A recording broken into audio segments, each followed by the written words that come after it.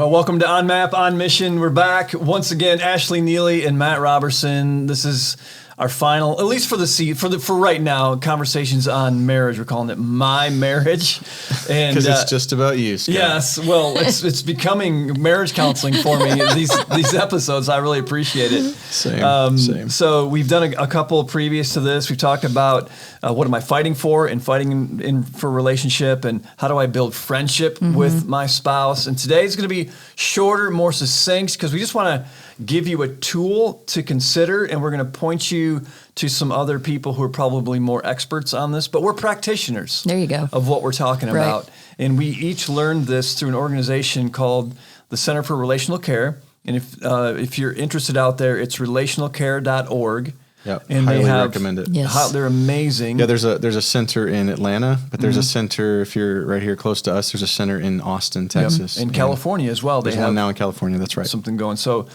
we've both, or all three of us, and all three of our marriages have been really helped by these folks, and we're grateful to them. Yes. So we're gonna kind of try this, but please give us grace because, again, we're just trying to walk this out. So we're going to talk about the conflict cycle, and allow me to just try to paint a picture in everyone's minds what this is, and then Matt, talk about it with you and Jen, and maybe Ashley with you and Darren, and how this all works out. So if you were in your mind or on a piece of paper, draw the number 8, and then lay it down on its side so that you have the infinity loop. The infinity loop. There you go. Yep.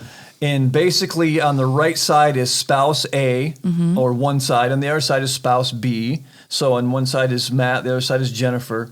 And down the middle is kind of a line going down, and that is the trigger line. So what that means is that your spouse says or does something that triggers you. And we all know what that means and where that goes. Yeah. But they would suggest, the folks at Center for Relational Care say, and maybe others, that the trigger is you're triggered because they did or something that hit an unmet need. Right. Each of us has a couple of basic needs, right? So for some people, I've got like 79.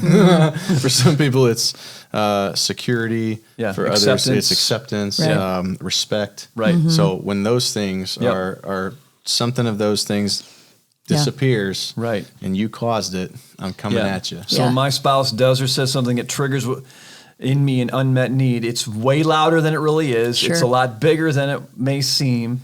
So that unmet need is hit, and then my first experience with it is to feel. And they say even in brain science, like it goes through your right side of your brain first and fastest. So I feel something in response to that, and then then what happens is I think something about my spouse, which is usually not good. Right. And then I do something which is not good. I either attack back, or say something, or I run, or something. So the whole conflict cycle is my spouse triggers an unmet need, or does something that triggers an unmet need. I feel a certain way. I then think about them in a negative way, and then I act out in a negative way. And if we don't break that cycle, we're just going to be in this loop, this conflict cycle all the time. Right. And Matt, I love just a moment ago before we started recording, you had a language to it that's a little bit different, but the application is the same. And talk to us a little bit about what it looks like for you. Yeah, I mean, it does always center in those needs that are unmet. So I'll just be transparent for me. Being respected and being understood are probably two of my critical ones. So if someone says something or does something that triggers one of those two things, the question is not why do you get triggered, meaning what's your problem? But there are questions and ways that you can break this cycle, because I can't break it. So when I am triggered, Ashley alluded to this in the last episode. She said, I'm learning to listen to my body. Your body has physical responses, mental synapses of your brain. Your brain files things in places it shouldn't. And before you know it, you actually cannot control it. If you're listening and you're like, yeah, I can, you're not self-aware and you don't know what you don't know. It's not true. You can't. So if I'm stuck in the cycle, then I need someone and hopefully if I'm spouse A in the conversation, I need spouse B to, to help me in this. And so there's a way turn that off that feedback. Yeah, right. we have to get out of this. It's like when the washer gets out of alignment and it just starts making all that noise in the washer. Yours does that too? Yeah, it's obnoxious. The only way to do it is to Mine bounces halfway across the room when it does that. You've got to stop the cycle. You got to open the door. You got to reorient it, and then you can start it back up again. That's It takes a lot of strength and maturity. Yeah, though, that's a and great awareness. explanation. Of course of it it does. too. So Yeah. the first thing I always try to do, obviously, is walk away from it. But then the question in reentry then is what? I propose that the best question in reentry has to do with finding out where that response came from. Not, hey, why do you act like that? Yep. That's accusatory. Yeah. The question is, hey, I noticed that when I said this, it sent you to a bad place, and that is not what I wanted to do. Number one statement. So number two, can you think of a time in life prior to our relationship when you've experienced that emotion before? You'd be amazed if you sit there long enough. You'd be amazed that how many of the conflicts that you and I have in life are echoes of things that have happened to us probably before the age of 12. So tough situation. Maybe you had an abusive home. Maybe it was just a conflict you had with your mother or your father, but you never forgot it. Maybe it was something that happened to you at school. Maybe it was something that happened on the playground. Maybe it was something that happened to you in organized sports. It could have happened in 1,000 different places. Right. But you don't know as a child what to do and how to process that level of emotion. And your brain cannot put it in the right space. So it creates a trigger. If that happens to me again, I'm going to fight or flight, right? And this Freeze or stab or kill. Yeah, all the things. All the things. So we've got to find out where those things come from. Last thing I'll say, and I'll hand it to you. In my situation in life, I'm a pretty transparent guy, so I'll open it up to the audience. I don't love being accused of things that I didn't do. When I was younger, I took the blame for a lot of things, whether at home or at school, that I knew that I actually had not done anything wrong. And so when I'm younger, all I can do is take the blame. I don't have a choice. I'm going to take a punishment for something I didn't do. And so what I ended up doing, number one, is I'm a very performance-oriented human now, unfortunately. Because I think my value is found in what I contribute and what I bring, not just who I am. But anytime somebody can, in my marriage, if Jennifer brings something to the table, even at church, in an elders meeting, if one of those guys brings something to the table and it has just a whiff that I might be accused of something that I didn't do, or that I left undone, to your point, I can feel everything inside of me. I just start to like, So we can enter conflict cycles with any relationship, but the question is, can we show the maturity and the love to one another to help each other get out of it? Wow. That's deep. Ashley, what do you go Well, from there? I don't have a whole lot to add to the conversation because, when Darren and I did the work that we did there with the Center for Relational Care, we didn't spend as much time on this. But one thing that is something that I can think about in this, because this is great, and we did talk on it a little bit, but not a lot of the practicality of it. It's just more of like, hey, here's the shame cycle and all the things. But as we have done our own work and we have learned to know about each other, what it was in those formative years that has been hurtful to us or that we lacked care for, whether it was an emotional need or a physical need that didn't get met. That need that you're saying is an unmet need. Yeah. As we've learned what those are in each other, then when we get to a place to where this cycle is not, one of us has to get to a place to where I feel like because of the way Darren is reacting, or vice versa, what's going on with 12-year-old Darren right now? Because this just came out of nowhere. Yeah. I said something, I didn't mean anything by it, but he snapped, or vice versa, I snapped, and I just kind of went off about it.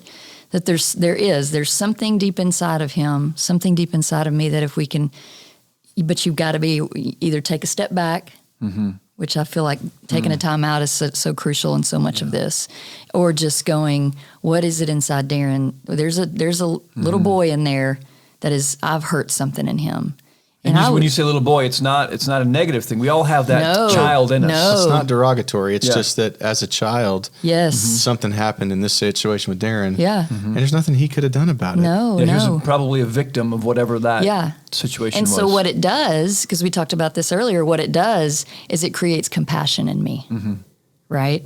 And so then the cycle is beginning to stop, right? I begin to now have compassion. It's like when that's a great question too, Matt. Like outside of our relationship, when have you felt this emotion before? And so many times it's going to go back to something that may or may not have anything to do with you. Yeah, that does two things. Super practical, as we kind of this tool's a little bit complicated, and that's why we're gonna keep it short. So if anybody from the Center everybody. for Relational Care is watching, you need to come back on here with us and help us. And we apologize if we've just messed this up. This episode is sponsored by the Center for Relational Care. Go visit Austin, Texas. No, here's something that it does. Number one, it does bring compassion to the table, but number two, it removes both parties from said situation. Yeah. When I say, hey, Scott, other than our relationship, I immediately took you and I off the table. Right. Immediately. It's good. So you go, okay, I'm not looking at you anymore. I'm not thinking about you anymore. You're able to get off the hamster wheel. Yeah. You're like, when did you feel like it? And now you're having to remember, which means you're having to use a different part of your brain. That's true, yeah. Than defense mechanism. You're having to shut that down and open up the memory, and the whole thing helps you chemically That's good. put it all back together. And you're like, I'll tell you where, you jerk. Hey man, this isn't about us. Okay, I was 8 and this happened, and I remember feeling this. Immediately, what do you think happens to me as the asker of the question? Because now I don't care what you say, because we're not talking about you and me either. Yeah. Now I can listen with ears of empathy. Yeah. And I can go, dude, that happened to you at 8? Yeah. I bet that's why you need this. Yeah, totally. Hey man, listen, I'm sorry for what I said. Yeah. I didn't know. Hold me accountable. I don't want to say that again. Immediately your posture goes, hey, thanks for listening. All right, are we good? Yeah, we're good. Wow. You can do that in friendship. You can do that in work relationships. You can do that in marriages. Yeah. But you got to have the guts to ask the right question. Yeah, that's good. Guess I feel like we're leaving people so much more to be talked about, but that's okay, because I think if they're hungry, you're going to go find out and dig into this. I just encourage you to think. You can look up the conflict cycle. There's different kind of things of it out there. But the Center for Relational Care is a great resource, and I appreciate you guys and your transparency on it. You want to wrap it up, Matt? You have something? Yeah. Just remember if you're listening and watching today, Scripture says that the enemy comes to steal, kill, and destroy. And Jesus said, but I've come that you might have life, and you might have it more abundantly. And I believe that anytime we give into the things that destroy relationship, which are the very things He's created us for, more often than not, we're leaning into the voice of the enemy rather than the voice of God. And so I encourage you to not make it about someone you're sitting across from or arguing with. But in those moments, I'm praying that God would give you the maturity to know, the enemy's trying to steal my marriage. He's trying to kill my relationship. He's trying to destroy my family. But Jesus says, I've come that you might have life.